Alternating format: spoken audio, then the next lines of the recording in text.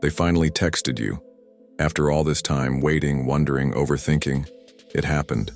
Your screen lights up, their name clear as day. Maybe it's someone you loved. Maybe someone you lost. Maybe it's someone who ghosted you, disappeared, or slowly faded from your life without explanation. And now, out of nowhere, they've come back. Just like that. One message, a few words, and a storm inside you. Your fingers twitch. Your heart jumps. You rehearse responses in your head. A flood of emotion rushes in. Maybe joy, maybe anger, maybe confusion. You want to reply immediately, to say something clever, something powerful, something that proves you're better, stronger, wiser now. Or maybe something that just says you miss them. But stop. Don't reply. Not yet. Not until you hear this. Because right now, in this moment, you are not thinking clearly. You're not acting from strength, you're acting from impulse. And that's the first thing a Stoic would warn you about. The Stoics taught that our emotions are powerful, yes, but unreliable. In the heat of the moment, they lead us down paths we later regret. Epictetus said, "It's not what happens to you, but how you react to it that matters." So ask yourself, are you reacting or responding? That message, those words, are nothing but an event, an external stimulus. What you do next is the real story. You control that part. That's where your power lies. Think about how long you waited for that message. The silent nights, the replaying of old conversations, the mental battles. You survived all of it. You healed, maybe not completely, but enough to carry on. And now suddenly this person returns, not knowing the war they left behind in you, not knowing what it cost you to rebuild. And here they are, offering a text. Not an apology, not an explanation, just a few words that can mean everything or nothing. And now you're standing at a crossroads. The ancient Stoics believed in the power of pause, that sacred space between stimulus and response. That is where clarity is born. That is where discipline lives. When Marcus Aurelius, the philosopher king, was faced with betrayal, disappointment, and loss, he didn't lash out. He didn't act on the first wave of emotion. He sat. He observed. He reminded himself, you have power over your mind, not outside events. Realize this, and you will find strength. So ask yourself, before you text back, who is in control right now? Is it your higher self or your wounded self? Because here's the uncomfortable truth. Sometimes that text is a test, not from them, from life. It's life asking, did you really grow, or are you still chained to the past? Are you still looking for closure, validation, or are you ready to create peace within yourself? This is not about them. It never was. This is about you, your evolution, your discipline, your freedom. If your first instinct is to respond out of anger, pause. Anger is a fire that burns your tongue before it ever touches theirs. Seneca said, "No man is more unhappy than he who never faces adversity, for he is not permitted to prove himself." Maybe this is your moment to prove yourself, to show you no longer need validation from someone who once made you feel invisible, that you don't owe them access to your peace just because they suddenly remembered you exist. If your instinct is to respond out of longing, pause. That longing may not be love. It may be habit. The mind gets addicted to what's familiar, even if it hurt us. The Stoics knew this. They practiced premeditatio malorum, the premeditation of evils. They imagined worst-case scenarios, not to scare themselves, but to prepare, to strengthen. So let's try it. What's the worst that happens if you don't respond? Maybe they never text again. Maybe they disappear. Again. And maybe that's the best thing that could happen to you, because silence from someone who doesn't truly care is a gift, freedom disguised as rejection.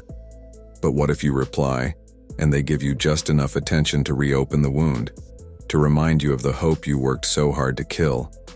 Hope, in the wrong hands, is a weapon. You don't need to punish them. You don't need revenge. Stoicism isn't about getting even. It's about getting free.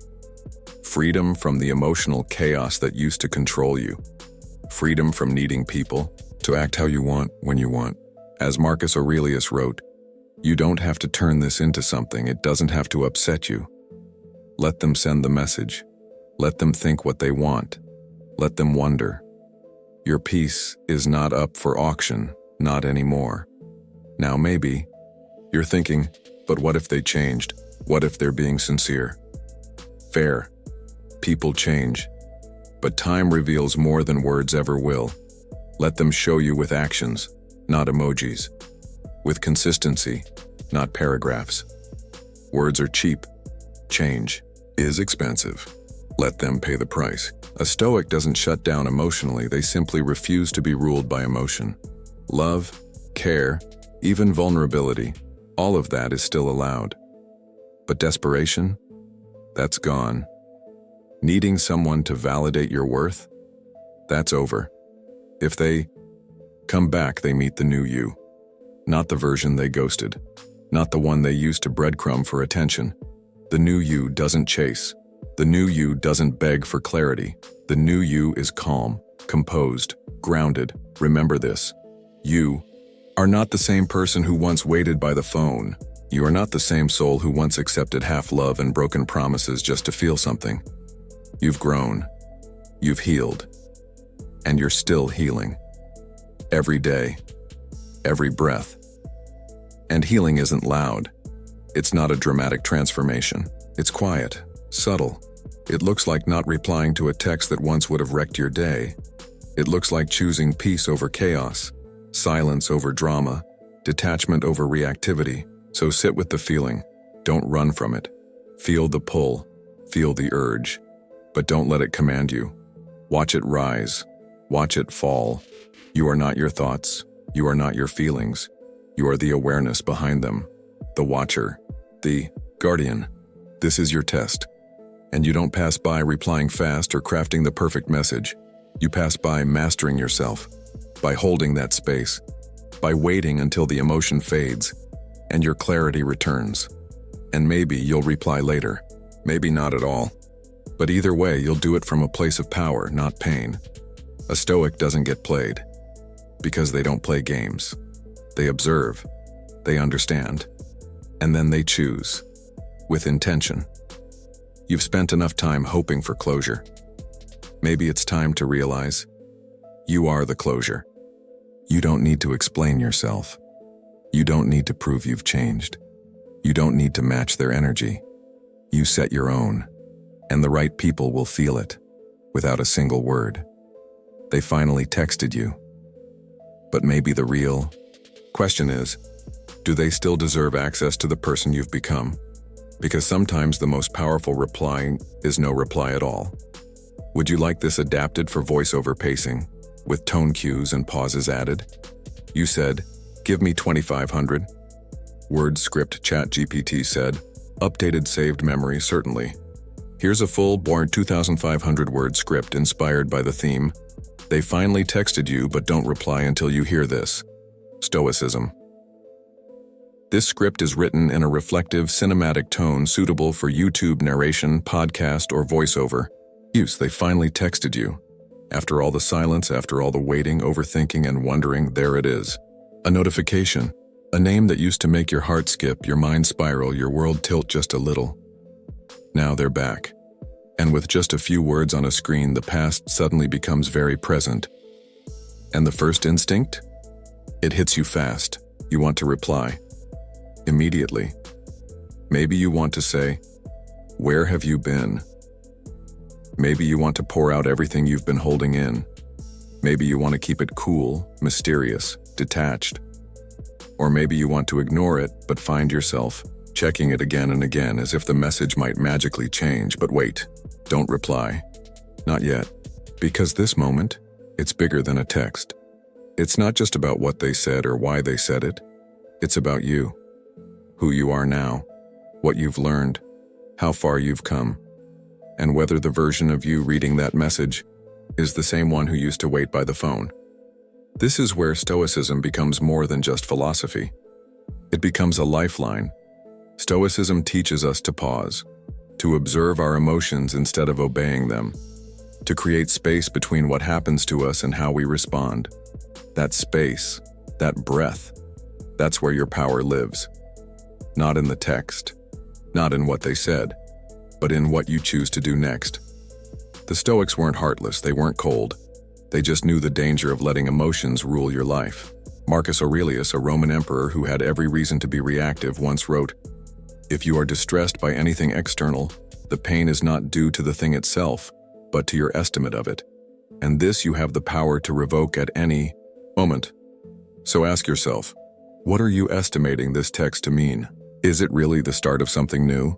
Or is it the echo of something that already ended? Are you responding to the message, or to your memory of the person who sent it? You might be thinking, but what if they've changed? And sure, maybe they have, people can grow. But growth takes time. It shows up in consistent actions, not sudden messages. A Stoic doesn't ignore reality, but they don't get swept away by wishful thinking either. They see things as they are, not as they hope them to be.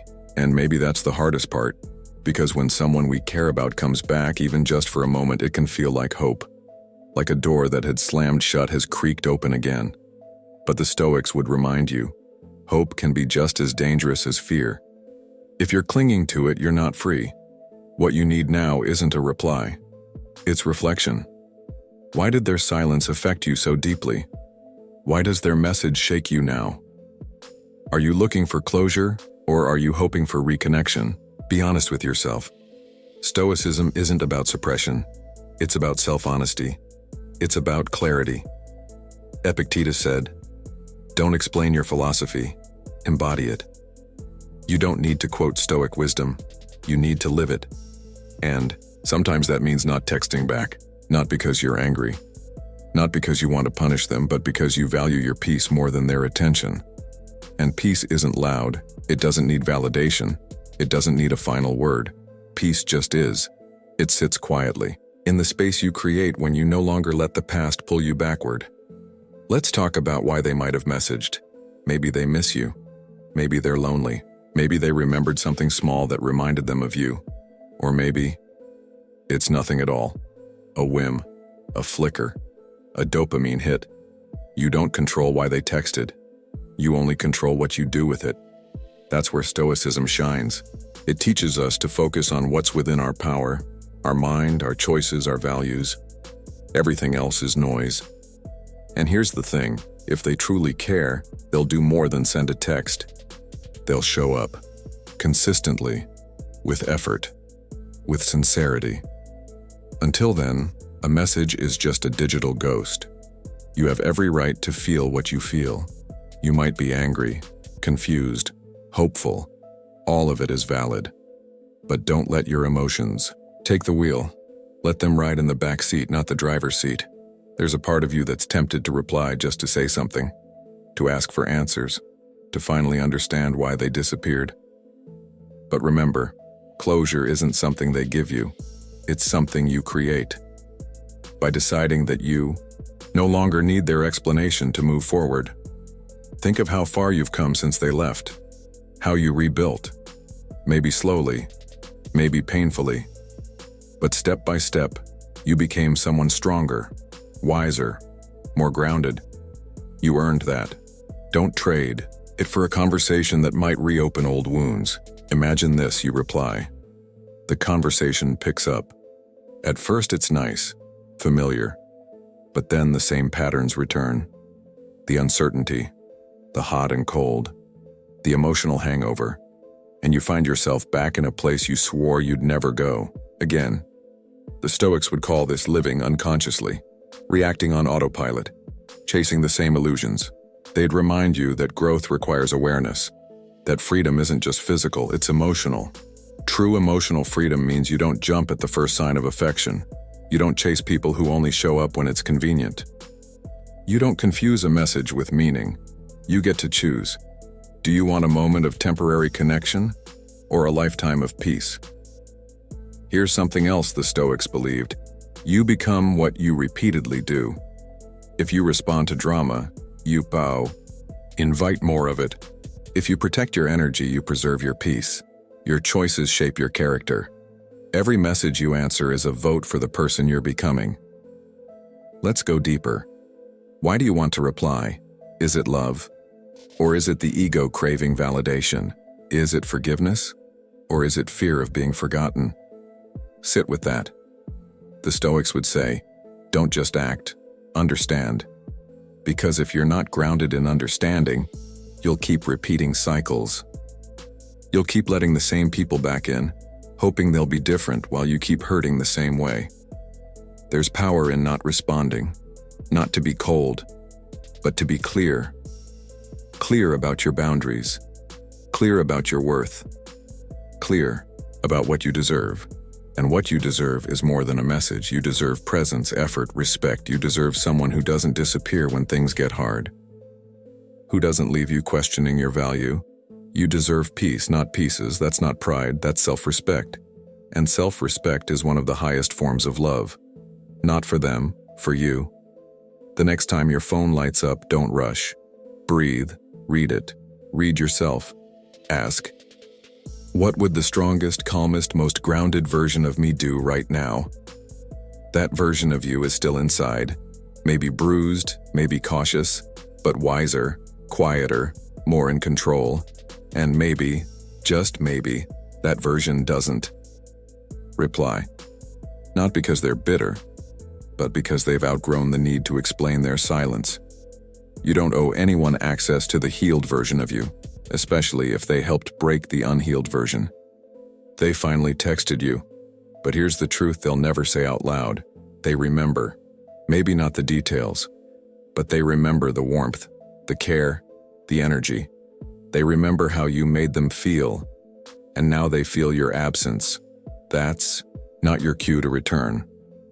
That's your confirmation that you mattered, that you still matter, even in silence. There's a quote, "The silence of a Stoic is louder than the noise of the world." Let your silence speak volumes. Let it say, "I have grown." Let it say, "I've made peace with the unanswered." Let it say, "I am not available for emotional inconsistency anymore." And if one day you do decide to reply, let it be from a place of fullness, not fear, not hope, not habit, from strength, from clarity, from peace, because you're no longer looking for someone to save you. You've saved yourself. They finally texted you, and this time you get to decide, not from emotion, but from wisdom. The Stoics didn't teach us to suppress our humanity. They taught us to master it, to be still when the world pulls, to be calm when the past knocks, to be firm in our values when temptation whispers. So don't reply until you're sure, until you've asked the deeper questions, until you've quieted the noise, until the part of you that wanted the past is no longer louder than the part of you that's building a future. They finally texted you, but you don't chase clarity anymore. You are clarity now.